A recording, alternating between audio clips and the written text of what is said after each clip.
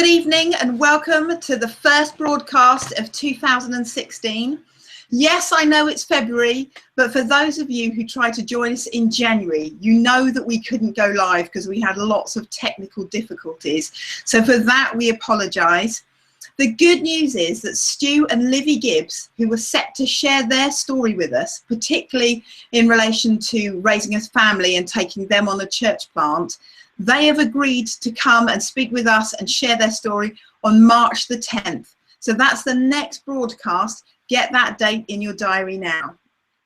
So for tonight, we have the privilege of being able to hear from Anthony Delaney, who leads the European branch of the Ivy Churches Network. He's currently based in Manchester, has written several books, including Work It Out and Diamond Geezers, and broadcasts regularly on UCB Radio. Before we welcome and hand over to Anthony for the next 30 minutes, may I just remind those of you who are linking with us live tonight that you will get an opportunity to ask your questions to Anthony. At any time during tonight's talk, you can put your questions forward in one of two ways. The first one is by tweeting. So if you tweet at BroadcastCP, the lovely Tom will ensure that the questions appear on the screen. The second way is to go direct to the Q&A app, which is part of this Google Hangout. It might well appear as a little 9 square grid, and you might have to click on that first, or it's just a little blue kind of speech bubble with Q&A. If you click on that, that will allow you to type and submit your questions directly. Okay, so for tonight's talk, the title is A Confident Spirit, Becoming the Pioneer that the Church Needs in This Hour. So for the next 30 minutes, Anthony, we are handing over to you. Great, thanks Hannah. Thanks everybody, anybody who's watching, stroke listening, whatever. So yeah, thanks for that introduction. My name's Anthony. I'm in my house here in Manchester. I live next door to the existing church building in Manchester. I'm from this city. I was a police officer here for 10 years. I became a Christian while I was in the police. I did some time on like drug squad and riot squad and ended up being called out of that.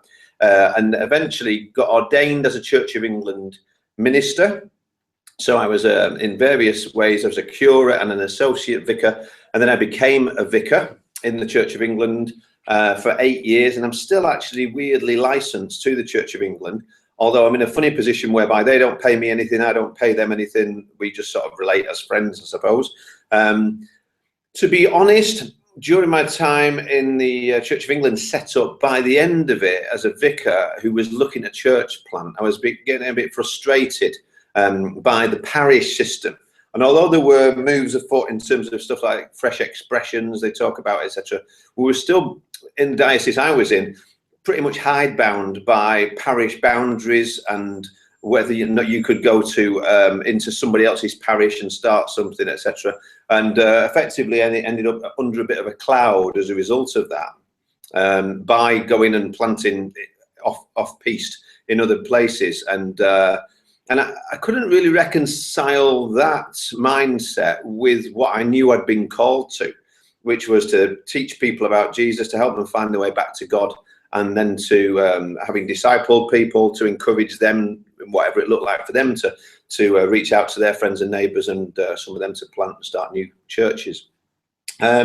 So I ended up, I went away on a retreat for a few days. During that, I felt that God spoke to me. The way that worked was I was down actually on the south coast in England, and it was a beautiful day, and I was really in turmoil about what I was supposed to do going forwards, and to step out would mean losing potentially what it would, pension, house, everything, and just trusting God. But then I realized that's what I came into it with. Out of that, I left the police to go and do that. And the danger sometimes is we can end up with like golden handcuffs that actually aren't all that even golden, but they're at least something that keeps you with a sense of security other than God. And so I was at that point, I went down to the south coast and was praying and asking for God for some kind of guidance. I remember opening my Bible and looking through it. Nothing, to be honest with you. There was no great word that came from God through that. I was listening to birds flying over and thinking perhaps they were going to talk to me like Elijah about they're going to bring me some meat or whatever as a sign from God that he was going to provide. They didn't do that. Then I was looking around at the clouds thinking perhaps they would form into a shape that would help me to be able to know what to do next. That didn't happen. And it was then as I looked out, I actually realized I was looking at the south coast and the coastal path, and beyond that on this beautiful day there was just this sea and there was no horizon. It just sort of melded into the background of the sky behind.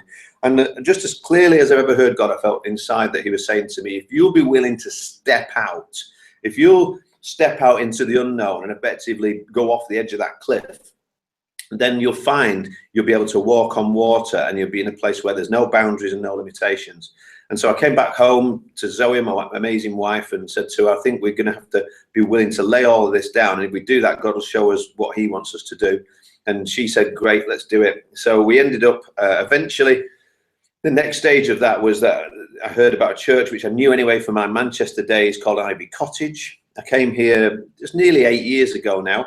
It was then a really good church with a few hundred people coming to like one meeting effectively here per week. It was a church with unity and sort of prayer at its heart, but they said they wanted to become a more missional church, and I kind of took them up on that and said and challenged them that if I came as the leader, I would turn the church inside out, and that we would make a decision that we would never be about who we could keep. Instead, we'd be about who we could reach. I showed a video to the church from Reinhard Bonnke, where some of you may have seen. This is an amazing little video he put together, and on that there's two ships, if you like. Well, the picture is of two ships. Really, it's like a cruise ship that's going through the oceans of the world, the Corpus Christi, the body of Christ. But then they get the call that another ship has sunk and that there's people in the water. So now this cruise ship has to become a rescue boat. And the captain orders people to go and do that. And there's all kinds of people in this little film that are sitting around enjoying the party. And they're reading manuals about lifeboats and how they should rescue people. But when the call comes, they're all discussing it and they're not doing it. And quite a lot of them say, you know, they're not going to get their outfits wet by doing that. They're going to stay and read about it. So then there's just this handful who go down, who get in the lifeboats. And then the final bit, the bit that always kind of gets me, I suppose, is one of these crew members who sees a little girl in the water and he can't stand it. So he dives in.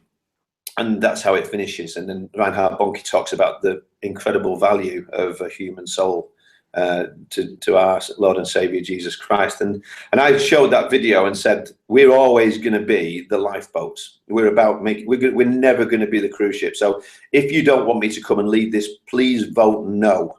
And I got 98% of the vote. I think I probably figured out soon enough who the 2% were, and I think they left pretty soon after I got there.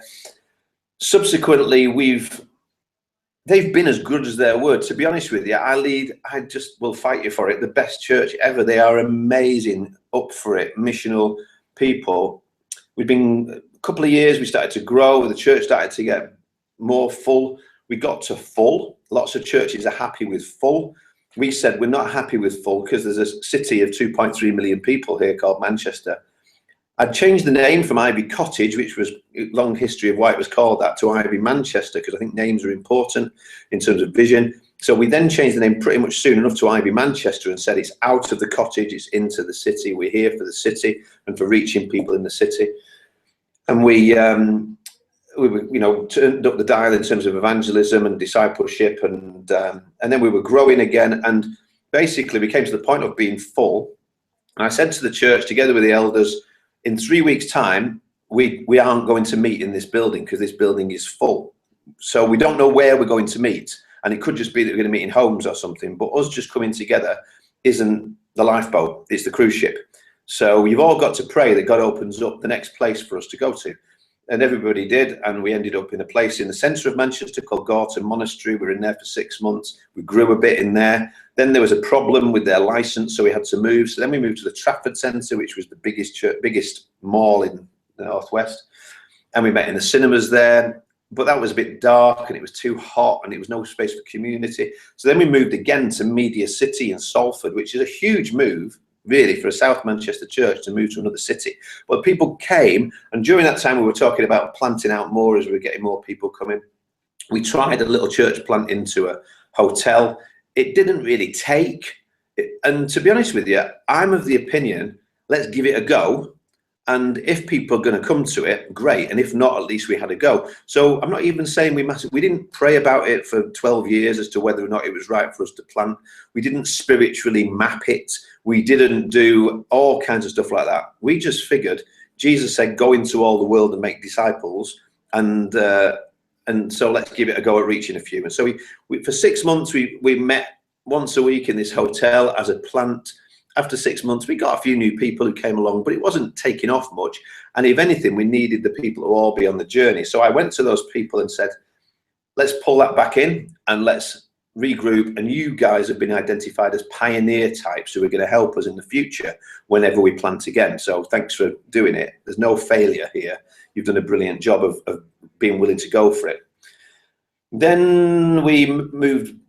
We did a thing called the Net Promoter Score survey, which sounds very consumeristic. I don't care if it is. I've done some training through Franklin Covey leadership stuff. And one of the things that if you hire a car from Enterprise or if you use various businesses and hotels, you've probably filled in a thing where it says, how likely is it on a scale of 1 to 10 that you would recommend us to a friend or family member?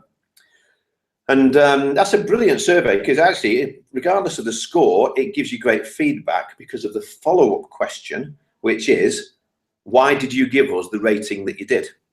See, I'm interested in why our people would or wouldn't feel what we're doing is worth anybody bringing something to.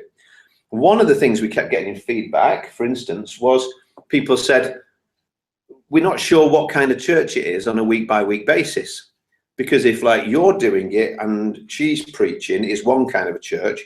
But if he's preaching and she's leading, it's like a different kind of a church. And so it's difficult for me to invite people I've invested relationship into it, because this week we might all be swinging off the chandeliers. This week we might be some other thing and we don't know what it is. So I figured, all right, we're going to have to make sure that our environments are consistent, so that people then feel that at least they can bring somebody along to something that they've got a relational investment with, and they've got the best.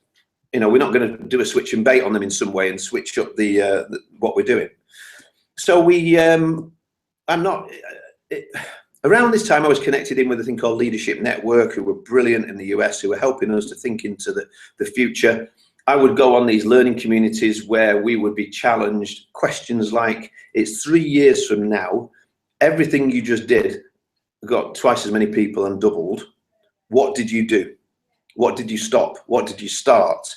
And then you'd come back and have to come up with ideas around that. And so I filled out ideas together with a couple of guys of our teams of places we could go, people we could reach, networks we could get into, how we could do this, things we would stop, things we would start. I'm a total magpie. I kind of like house church stuff. I like G12.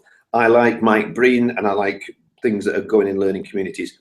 I like big attractional church that brings people to Jesus and then funnels them into discipleship. I just love the church when the church is working right, when it's missional focused, when the glory is going to Jesus, when there's a really clear challenge for people to take up their cross and follow him, and that's the best possible way to live. When people are excited about giving and loving everybody regardless, and all of that. And so what we ended up doing, because we did that survey and people said, I'll keep coming to Salford, but I'm unlikely to bring my friends and family here because I don't relate to this as an area. We listened to that feedback. I ended up running the marathon to raise some money to help us to move to a cinema near to where our historical base was. And then we planted then into the biggest cinema in the area, which is the fifth most busy cinema in England, and didn't need us. So therefore we were able to, we were in a very difficult position in which they were like, well, we don't need your money and we're busy anyway. So we ended up, we risked it. We hired the biggest screen, which was 600 seats, plus another couple of screens we negotiated for kids, and it felt miles too big. And at the same time, before we were ready, we were then launching another site, different kind of church, but with the same vision and values, to reach students predominantly right opposite Manchester University, one of the main residents there, meeting in a pub stroke nightclub. And that was taking off, and they were doing afternoon services, and then they went to mornings. We rattled around in the big cinema for a while, then it started to fill up. Before long, we were 80% full. I kind of, don't even know where I got it from, believe the rule, when you're 80% full, you're full in church terms. And that's the time to move. Move before you're ready. Move before you need to.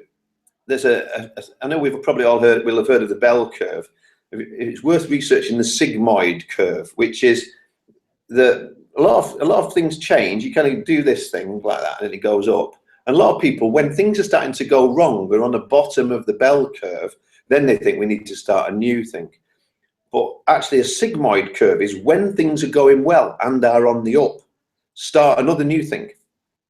And get that going and get that going and get that going. And so you end up nesting progress going up and up and up. So we've been believing God for more and reaching out for more in those different ways by planting ahead of being ready. When God gives us an opportunity, we go for it. We ended up, now the good news is, thank God, that the cinema one is full every week. We hire the big screen plus another 5 screens for all the kids that come along to that. We ended up, amazingly, getting featured in the Independent, national newspaper. I think it was last year. We got a 6-page colour spread where they came and did the most amazing positive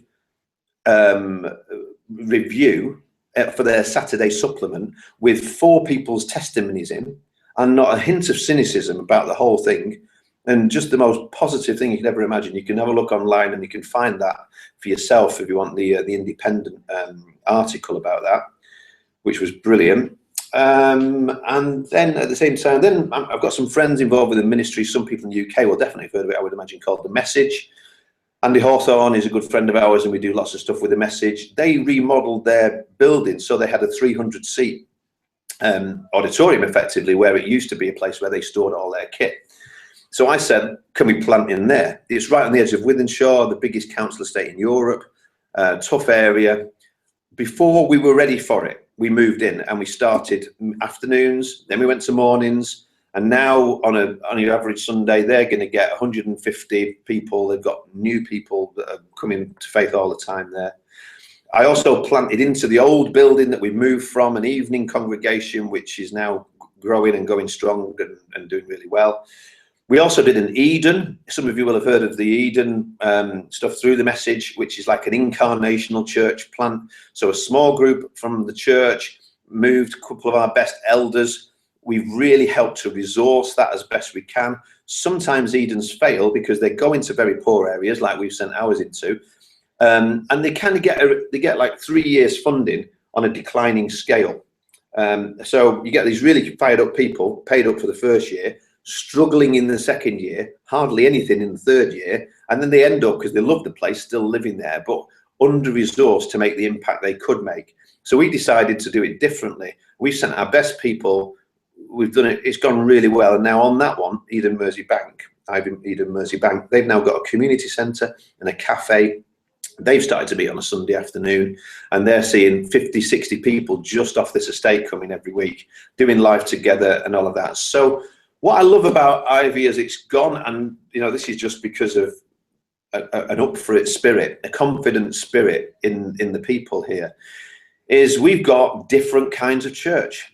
It's not cookie cutter model. We've got big attractional, 600 in a cinema with the comfiest seats you could imagine, on the best screen for your worship you could imagine, with a great band at the front. How does that work? It works really well. Since September, I stopped leading that. I don't actually lead any of them. I kind of lead the guys who lead all of them. And since September, I handed over that leadership to a great guy called Ben. Since he took over in September, they've had 81 first-time conversions in there, with people standing and putting their hand up in the air and saying clearly, yes, I want to follow Jesus Christ. So that's going well. The other sites have also been seeing amazing growth. We've got a great connection with Steve Addison, who wrote Movements That Change the World. If you don't know him, you need to get him in your world, and so be reading his book, Movements That Change the World, and his new book, which is about movement leadership. Steve's become a great friend from Australia. He's moved to Leicester because he believes UK and Europe is where God's really going to be starting to move in the future. So Steve has been to us, and he's been all about equipping our guys to be evangelists and to be disciples who make disciples. So often we tell people they should, but we don't tell them how. We just end up with people who wish they could tell their friends about Jesus, but they tried it when they first became Christians because they knew they should, and they got shot down, and they figured, I'm not an evangelist and I can't do this. So what Steve does, and he comes in with his wife, and just really simple training like everybody should have. How do you tell your story? How do you tell the Jesus story? What about offering to pray for people, and saying, you know, if God could do a miracle in your life, what would you ask him to do? And then praying as if Jesus is there. And you're not making a guarantee it's going to work, but just you're inviting the presence of Jesus, talking to him conversationally. And we're finding, believe it or not, I can't believe this after all these years of a Christian, door to door. They're going out round Moss Side, round Fallowfield, predominantly Muslim areas. Our young guys in their 20s going knocking on doors saying, hi, we're from the local church. We're just in the area praying for people. Is there anything that you'd like us to pray for? If God could do a miracle in your life, what would you like? What would you like? What do you ask him? Muslim young men, come in and pray for my mum. She's not well. They come in, lay hands on the mum, pray for mum. Mum gets healed. Ends up, they all stop for tea, tell us about who you are and what you're doing. Let's introduce you to some other people. These are the kind of stories that are coming out of the Fallowfield one, which is a really intentionally missional focused church as well.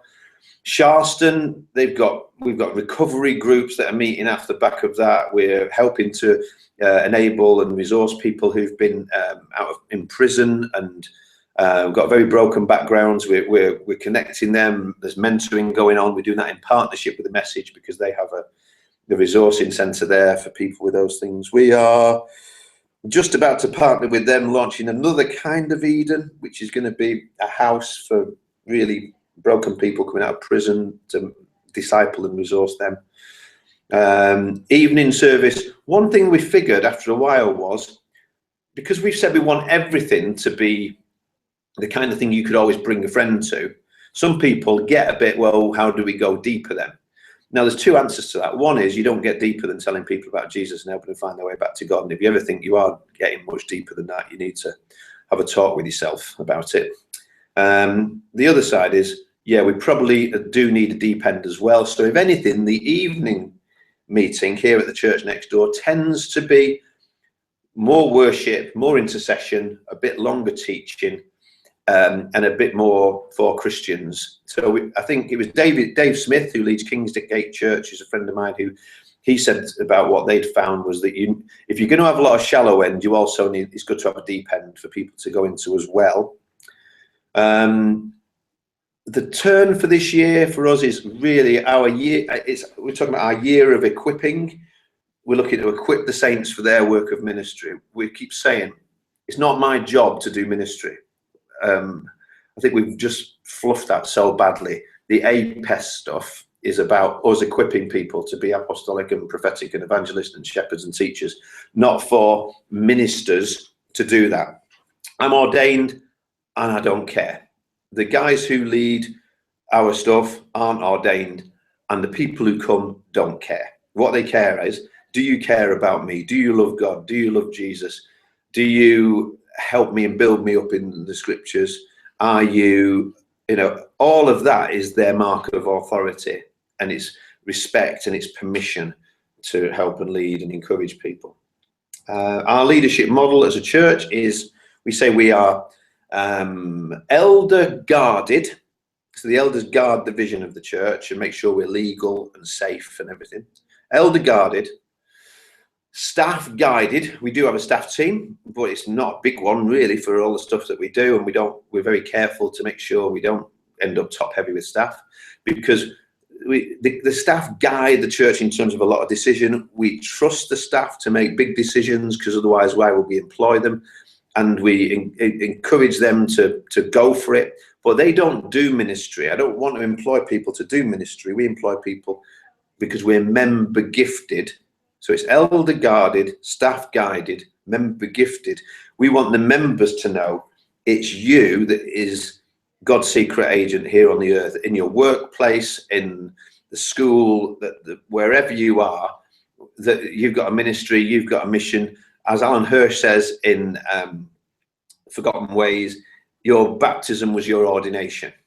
And I think if the church could recover that, we'd go a long way. We'd go so much further. The other thing, because the title that I gave about confident leadership, if there was one message I could give to leaders, it would be from Saul and Jonathan. You'll remember the story. I don't need to read it to you. Saul is sitting underneath a pomegranate tree. He's got the ephod next to him in case God drops down a message. He's got one sword, because there's only 2 swords left in the whole of the kingdom. He's got all of his army, what's left of it, around him to protect him. So he's really in retreat and hold on and hope God does something mode. He's waiting for revival against the Philistines or something. He's waiting for God to do something. Whereas Jonathan has a different spirit, and he turns to his armor bearer, and Jonathan's the only other guy who's got a sword, and says to him, "Come on, let's go." And if I could encourage anybody listening or watching this to have any kind of different spirit, I think what's needed in Europe right now is people with a "come on, let's go" kind of a spirit. Let's give it a go. And then he turns to his armor bearer and he says, do you know what? God's able to save, whether by many or by few. He doesn't need numbers. He doesn't need huge resources. Me and you together and God on our side are a massive majority. And then he says, let's try something hard. We'll go up to the Philistine garrison.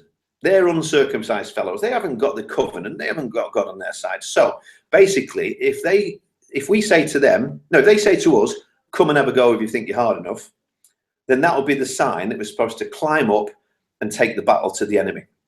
And, I wouldn't want him in charge of my paintball team. That's not a strategy. That's not a 5-year plan. It's a do the next thing you think God's telling you, because he says, who knows whether God will be with us or not. But you know what? I think he kind of knew God would be. And then they end up advancing against the enemy. They get a small victory, hard won.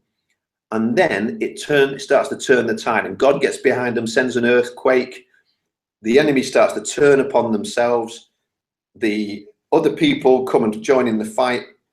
Eventually, some of those who were sitting under the pomegranate tree join in. People who were hiding in caves come out and join the fight. People who'd switched sides suddenly come back to Israel. And there's this massive turn that takes place because a few people decided, you know what, I've got confidence, not in myself, but in God. And if he's going to call this into being, then I believe that we can see some different results. So yeah, that's really what I would want to encourage people to do. I'm involved with a network called NewThing in America. I've been mentored for the last little while by a friend of mine called Dave Ferguson. Dave and his brother John are great guys in Chicago. They're planting churches all over Chicago. He's written a book called Exponential, which is a brilliant book for people involved in church planting and really all about apprenticing. My network, which I've now started, is NewThing UK, which has 4 strands to it, which is it's all ours. Relationship, first and foremost. So you don't have to leave anything to become part of NewThing UK in Europe, but you just basically got to be joined in relationship. We regularly connect like this kind of a thing to mentor and coach together and pray together and share together. Relationship, number 1. Reproducing, number 2. It's being held accountable to reproduce. What's your plan to plant a new church this year? Who are you going to do it? Where's it with? Who are you reproducing your leadership? Who are you apprenticing? Don't just tell me you're doing it. Who are you showing how you do it? And helping with that. Next one is resources. Everything on Exponential and NewThing is about sharing ideas, putting free ebooks out, connecting people because of trust. And also to help, we've helped some people. It's not a money movement, we haven't got money for that, but we have helped some people to start some new things, who are to break some new ground. And then the final one is residencies. So at the moment we've got 2 guys who are NewThing residents, which are leaders in training, church planters in training, who are here with us in Manchester for a year. They're doing theological study part-time, and also they're involved in our church and helping us, because I'm training them to be church planters in the future. So that's the 4 hours of NewThing.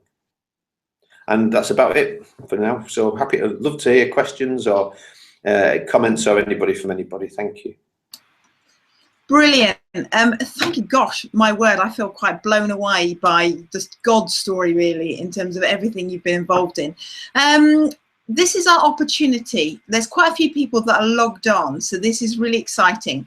Remember, you can tweet the questions to @broadcastcp, or you can click the Q&A to type in a question that you might have for Anthony.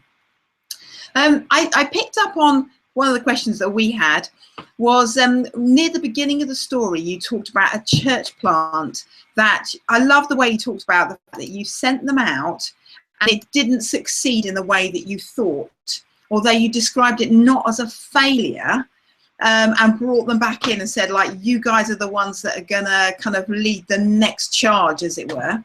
So I love that. Can you just tell us a little bit about how you handled, just a little bit more about how you handled their disappointment, really, and whether you lost anyone in that process? I'm not aware that we did, because it's all about how you set it up. Now, I think if we'd have said, now we have prophetically discerned over the last 12 months of fasting and praying that the next strategic place for us to go to in the will of the Lord is to that particular estate. And so we've selected these people, and they're the ones who are going to go in there and do stuff for God. And then after 6 months, I mean, what actually happened was most weeks somebody new came along. But in terms of the bigger church stuff that was happening, the danger was they'd end up feeling isolated and we couldn't resource it as well as we wanted to. So often, because leaders aren't effectively big enough, really, to say, you know what, that's been good, but it's not brilliant. And it probably isn't worth, if there's a dying horse, why keep flogging it? And also, kind of to resist as a pioneer, the settlers. Because very often, whenever we went, I talked about over a couple of years' journey how we went from into Manchester, into Trafford Centre, into Media City, back again. On all of those moves, every time, within about 3 weeks, you got somebody coming along saying, oh, but what are we going to do to reach those people there? And you get the people who want to put in roots, want to reach those people, want to go deep and incarnational straight away. And I would say, look, if you feel like you want to do that, that's brilliant. But at the moment, we're just getting established here. And really, I want to just tell people about Jesus and see who sticks, and bring along friends and all that kind of stuff. And so it genuinely was. And the other thing was, I recruited for it. I didn't say, sometimes churches will say, anybody want to plant a church? Anybody want to help with this church plant? Which I think is the worst possible strategy, to be honest with you, because some of those people that might put their hand up are the last people you actually want to do it. Whereas I'd rather go to 10 people and say, you are a pioneering type person. You love the startups and the new things. So why don't you help us for 6 months or so? This is what we did with Sharston, the one in the message building. We didn't go to everybody initially. We said, about 10 people, help us start. And some of those were the people from the Tameside one, the one we'd done before. We said, you were brilliant at starting that, you liked it, didn't you? Help us start this other one, just for 6 months, get it going. If at the end of 6 months it's not really you, that's fine, thanks for doing it. It could be that you decide this is where I want to be and I'll stay there, in which case, brilliant, but you don't have to. And so we're releasing people to be who they want to be. And some people are much better at being early adopters and starters than long-term people. And I've found over the years, if you get the self-starters and get them going, you'll always get the other people as well. You'll get them coming. So yeah, I don't think you said nobody felt like they failed, because I just picked them up and told them, you're brilliant and you did a fantastic job by starting it, and it's okay that we've done something, and let's thank God for what we have done, rather than focusing on anything else. Okay, that's That's really helpful. We've got a few questions coming in. The one I wanted to ask, really, because I'd said it was like a fantastic, amazing story. The question here is, can you give a time scale right from the beginning when you arrived at the church and you kind of took leadership right the way through to the present time? What's the time scale?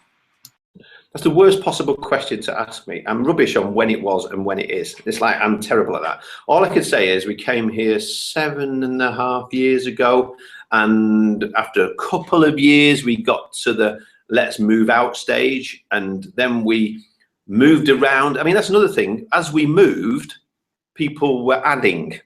Did we lose a few? We lost a few, but no, we didn't. I mean, I don't know whether it's even a Manchester thing. People never fell out with us. In all that time, I've actually had one fairly cross email. That's it. I kind of have expected more, been prepared for more, but I've never really had them. I've never had anybody throwing anything at me or chucking the toys out of the pram. We've ended up going and moving around, and because I think people have realised, because we set, I think you've got, if we'd have set the stall out as, and I've not been clear, we are going to be that kind of a church, then people know it and will vote with their feet, if you like. So we then moved, and we were about 2 years nomadic around the city. Then we got well established in the cinema, and the home base is the old church building, which the next plans are that we want to do up the old church building. I want to plant a congregation in there as well now, because we are 80% full at the cinema, that will be led by 20s people and will reach 20s people. I've also got the possibility, I'd love to plant in North Manchester. Some of this is tracking with prophecies from 2001, where a guy called Mark Isles, who I've never even met, came and basically mapped all of this prophetically and said, these are the things that are going to happen in the future through this church. And just recently we kind of refound that and said, oh, look, he said it, and that's what's happening. And then, yeah, we've been, last few years, we've been in the cinema. We can continuing to grow and kind of up for the next things, really. Yeah. Okay. Let's go with the next question then, which is this one relating to the name. Oh, no, it's not. This next question is, how did people find out about you with all of the moves? Obviously, you talked about where you went around. Did you advertise or what? Well, we kept it reasonable going on the website, word of mouth, really, people telling us about it. And the fact is, I sometimes say, you know, people talk about being a movement, but they stay where they are. If you're a movement, you need to be moving. And the fact that we were moving was giving people a story. So it wasn't just come to our church, it was our church is on the move. What do you mean your church is meeting in the Trafford Centre? Yeah. Oh, right. Oh, okay. I thought it was a church, because they're thinking building. Yeah, it is a building. It is church, but it's not that. It's this. Oh, and now it's moving again. And so we were giving people a story of movement in the way in which we did it. And the fact that we keep on going for new stuff keeps on giving our people, something to talk about other than come to my church. It's more like our church might be coming to you, and which is a far more exciting story, I think. We've also been, if people are welcome to look at our website, of course, and see where we've gone with that, ivychurch.org.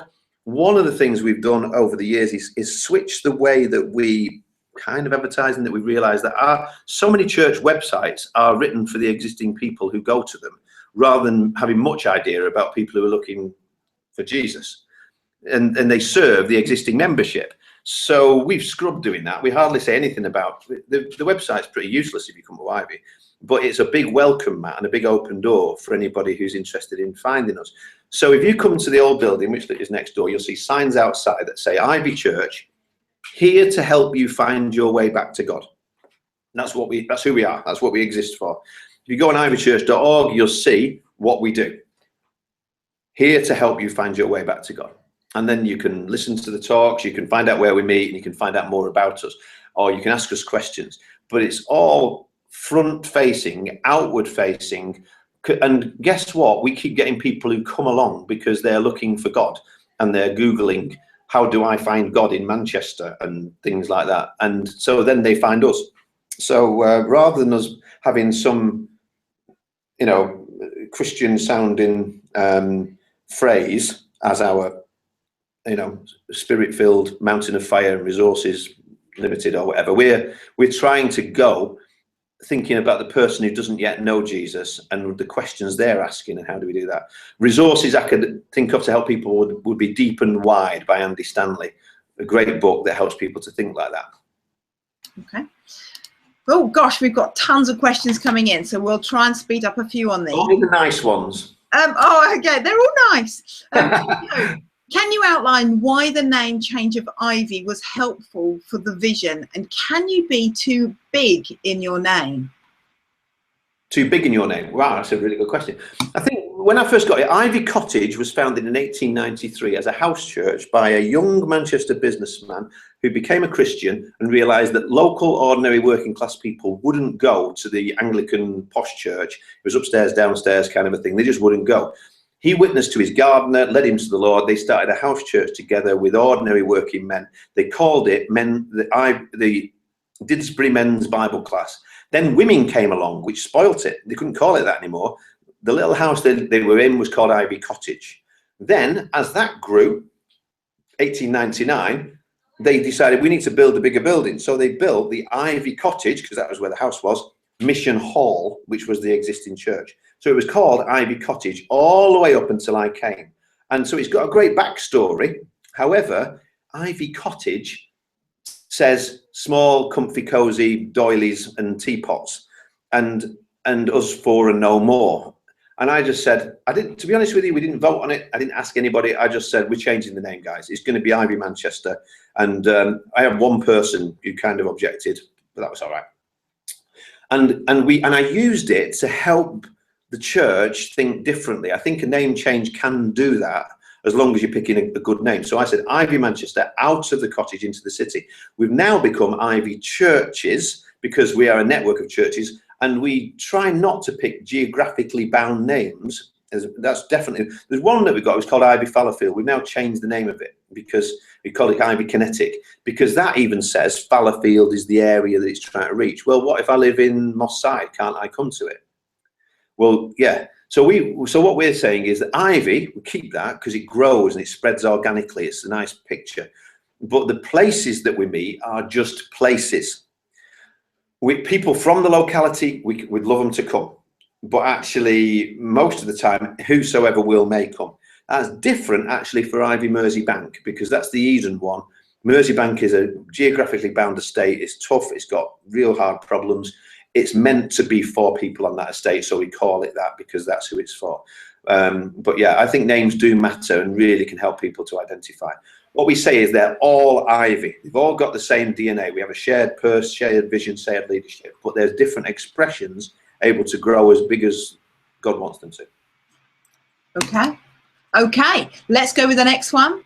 Can you reflect on the place of prayer in the church life and program? We're trying. Yeah.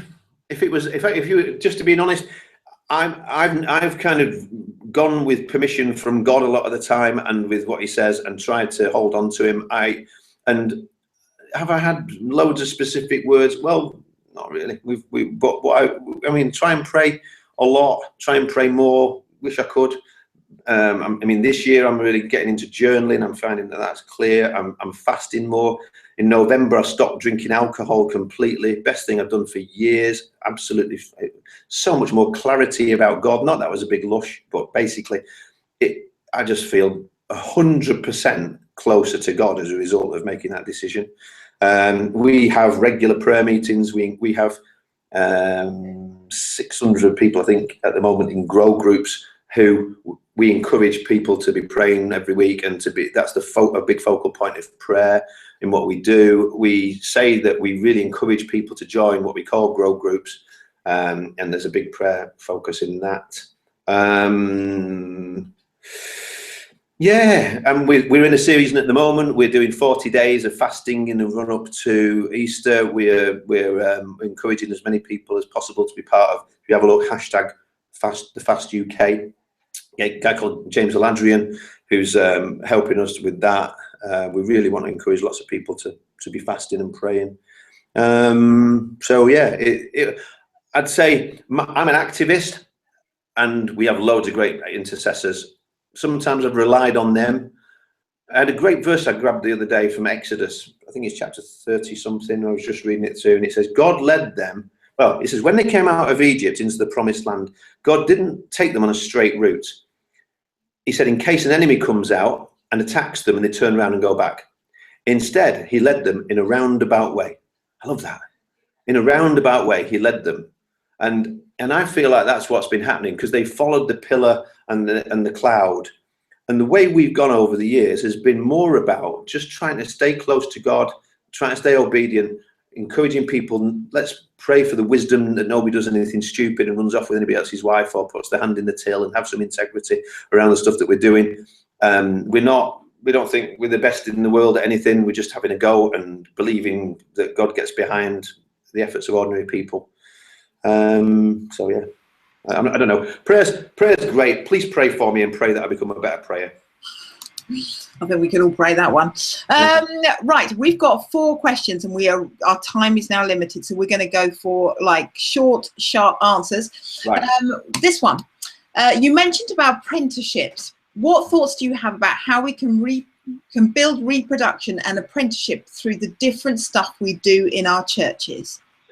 I'd encourage people, rather than me try to reinvent it, to read, if you haven't already read Exponential, the book by Dave and John Ferguson. They have it. You kind of read the first chapters and you think, oh, this is about apprenticing, and then they've got it for worship teams and for grow group leaders and for all these different kinds of things. You think they'll repeat themselves.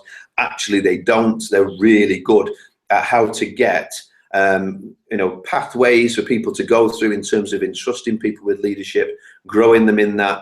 I think I've also been informed by Mike Breen, who's a friend, and about how they've looked at the square, leading people through that as a life-shaped model. It's something that, years ago, actually, I was at something with Mike Breen, and he said to me about how I needed to get better at apprenticing other people. Now, as a Brit, there's something in me that kind of has a sort of false humility, and it was a bit of a, well, who am I to go and apprentice anybody else? And I said the similar sort of thing in a conversation with Dave Ferguson. And he basically said, you need to get over yourself a bit in that respect. And you've got stuff that you need to pass on to other people. And I remember saying to Mike Breen, well, a lot of what I found out the hard way. I had to read all the books, go on the courses, go to all the conferences and all of that. So he said, oh, what? So nobody ever helped you then? And I thought about it for a minute, and I thought, I am such a bozo, because actually I've had this person help me, this person mentored me, this person did it. So actually, I think having a spirit of wanting to help others grow and not feeling that Andy Stanley has a great phrase, which is basically, I'm not responsible to fill your cup, but I am responsible to empty mine. And so that's all I want to do, and being part of a conversation like this with fellow church planters and entrepreneurial thinkers like this, for me, is the best thing ever now. What I want to do more and more, because I just want to empty my cup and learn from other guys and learn with other guys, and then find we all fill each other up. Excellent quote. Next question. When God called you to leave the police into your ministry adventure, could you please share your main passion and motivation, e.g., when you face difficulty, what reminds you of why he called you into ministry? That's from Matthew and Justina. Brilliant. I felt a call from God. I was basically, a friend of mine had just decided he was going to be a chief inspector or something. He gave me a book which I would have to learn all the law so I could go up the ranks. And I had that book, and basically I went into the bedroom with it, and God showed up, and I knew he was in the room, and he basically said to me, no, I want you to study the Bible. If you study the Bible, I'll show you what I want you to do. So I put down the law book, picked up the Bible, devoted myself over years to, I decided I would read 12 chapters a day, no matter what. And I did that while I was working 3 shifts on the riot squad and everything in the police. During that time, ended up getting called, as I say, into the Anglican Church. And the passion for me comes out of my first encounter really with God, which was when Zoe, who's now my wife, who was a Christian and I wasn't, invited me to a meeting where there was friendly people, good music, good worship. It was music as far as I was concerned. It wasn't worship. A clear welcome from somebody, happy people who looked happy to be there.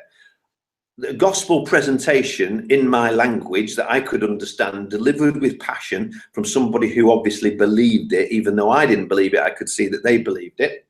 And all of that messed with my head, because I knew what church was, and church was boring, and church was rubbish, and church was done badly, and church was only old people, and this was not church.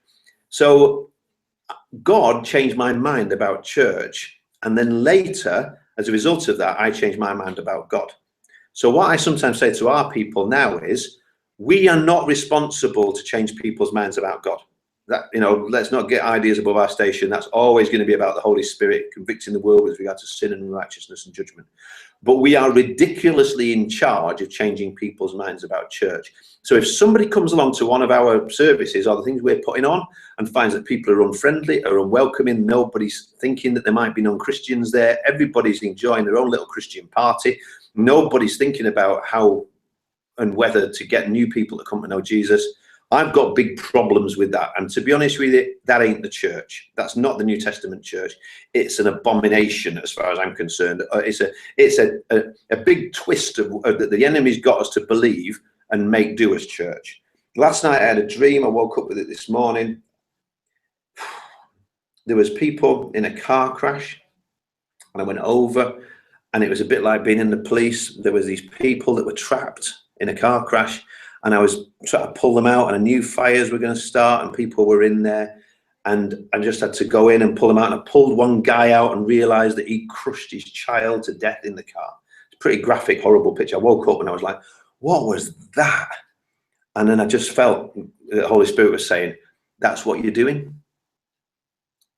That's what the church is meant to be doing. There's people trapped. There's people who need to be saved every bit as much as when I was in the police, that if I was in the police, I would go and do that. Now I want to put on the things that we do with that same seriousness, with that same sacrifice, with that same abandon, that basically says, we're willing to take risks. We're willing to go into burning buildings to pull people out. We're willing to put our own comfort on one side. We're willing to reach people because kids are getting crushed. Good people who the Lord loves are lost and are being hurt, and you know, and all of that. So that's it. That's my passion, is just for helping lost people find their way back to God, and then helping the people who are found to get equipped to go and reach other people and win them too. Okay, we have literally about 4 minutes left. So these are going to be like your bullet points. Succinct if we can. To build a church of 20s, I assume you have been able to attract, retain and mobilize students. How have you created this culture in a soundbite? By not making it about getting Christian students to come to your thing, but making it about reaching non-Christian students. And then if you get that, if you our website used to be, if you're a Christian student, you come to Manchester, we're a good church. We scrubbed that, and we basically have made it all about, if you're a Christian and you're a student, we'll help you reach your friends, and let's do that. But really, we're going for the non-Christians. We stand outside the gates, we bless them, we do outreach to them, and we get them saved. Same as we do with any other segment of society. Be intentional about reaching them. Don't just think about how do you get the Christian ones, because that's a blue water. Check out blue water versus red water strategies. We're going for the blue water of where other people aren't fishing. Okay, and our final question then is this one.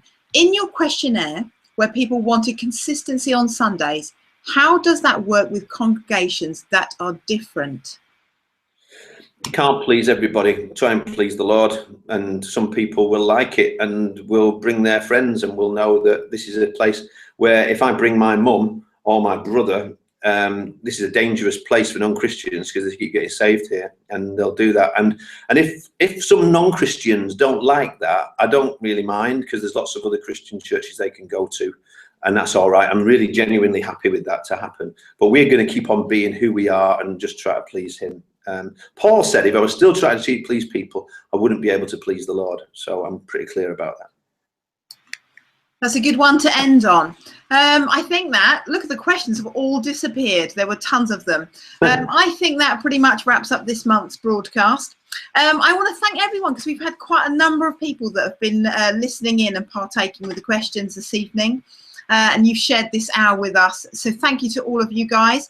A special thank you to you, Anthony, for all your thought. Lots of provoking thoughts. I love the different recommendations you've dropped in there of books and different things to look into. So that's something we'll certainly be looking at. As I've said, the next broadcast is on March the 10th with Stu and Livy Gibbs.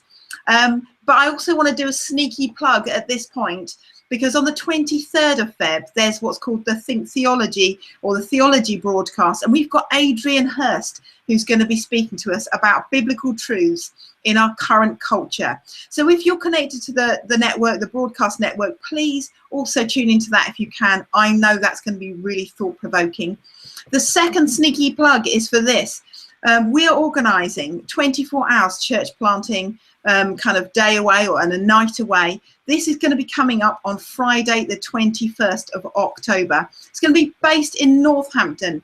And if you are any way interested in coming and being encouraged and meeting other fellow church planters, then please contact Louisa. That's Louisa at the-hill, or the-hill.co. So that's Louisa at the-hill.co to find out more information. Can I throw a quick one in, Hannah? Oh, go on. I'm looking to bring Exponential, the conference from the US, which is the biggest church planting conference in the West, probably, to Manchester in October as a selected gathering of about 300, 350 key network leaders. So if there's anybody listening to this in Europe who'd be interested in coming to that, we've got Pastor Ying Kai coming, who has baptized his movement 2.3 million people across China and India, started 170,000 church plants. So we're going to learn a bit from him. So that's in October. So I'll give you more details nearer the time, but it'd be great just to get, we want the key network leaders from different streams to come along to that, to help us launch Exponential in Europe. That's brilliant. I'm loving all these sneaky plugs at the end. Well, there you go. That is it from us this month. Next month, remember, it's March the 10th. We will see you there. Thank you all. God bless, and have a good rest of the evening.